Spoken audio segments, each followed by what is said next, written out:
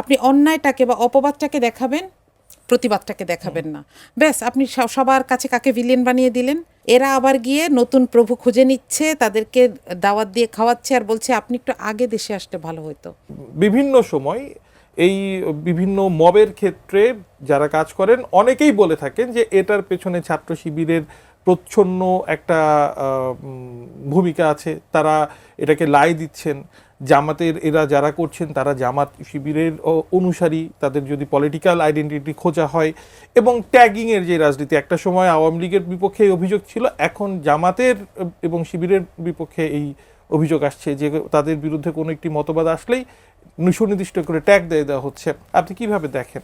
আপনার প্রথম বাক্যটা দ্বিতীয় বাক্যটার সাথে কন্ট্রাডিক্টরি।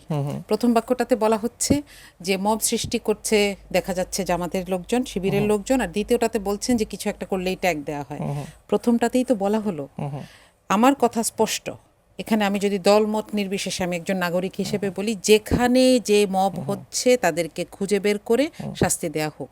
আপনি প্রথম আলোতে আগুন দেওয়ার ঘটনাটা দেখেন, অনেকে ঘোষণা দিয়েই গেছে ওখানে, তাদেরকে ধরা কোনো বিষয় ছিল না। অসংখ্য সিসি ক্যামেরা, আজকে পর্যন্ত তাদের ব্যাপারে কোনো ব্যবস্থা দেখেছেন? কেন হয় নাই?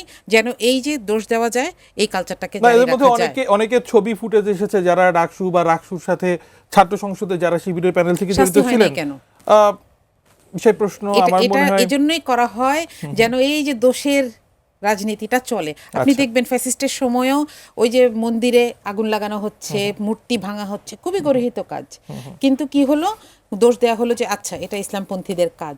কিন্তু এটাকে কোনো সলিউশন করার কারণ ইসলামপন্থী আর জামাত ইসলামী দুটো কি তাহলে সমান? যেটাই হোক, ঠিক আছে, জামাতের কাজ একটা জায়গায় প্রমাণ করেন না, একটা জায়গায় শাস্তি দেন না, অথচ দেখা গেল যখন সুযোগ পেল মন্দির মসজিদ কারা পাহারা দিয়েছে? জামাত শিবিরের লোকজনই পাহারা দিয়েছে। এটা থেকে বোঝা যায় যে আসলে মিডিয়াতে এখন একটা সন্ত্রাস চলছে, যে এই সন্ত্রাসটা হচ্ছে একটা সাইডের নিউজকে আড়ালে করে রাখতে চায়। আমি একটা উদাহরণ দিয়ে শেষ করব।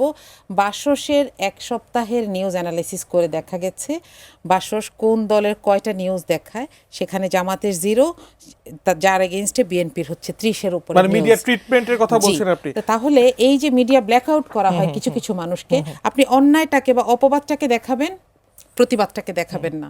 ব্যাস আপনি সবার কাছে কাকে ভিলেন বানিয়ে দিলেন। এই সংস্কৃতিটা বাংলাদেশে নতুন না, এটা অনেকে করেছে।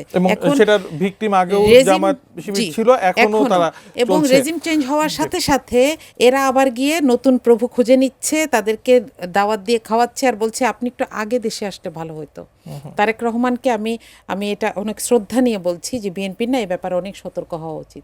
যে মানুষগুলো এই মাত্র 10-12 বছর আগে তারেক রহমানের নামে কি বিচ্ছিরি বিচ্ছিরি কার্টুন দিয়েছে, আমি নিজেই দেখেছি, তারা এখন অন্য কথা বলছে আর বিএনপি ভুলে যাচ্ছে। এটাকে আমাদেরকে মনে রাখতে হবে যে এটাকে যদি আমরা এরকম লালন করি, একদিন এটা আমার বিরুদ্ধে আসবে। বিএনপির একজন শুভাকাঙ্ক্ষী হিসেবে আপনার এই আমি নাগরিক হিসেবে বলছি।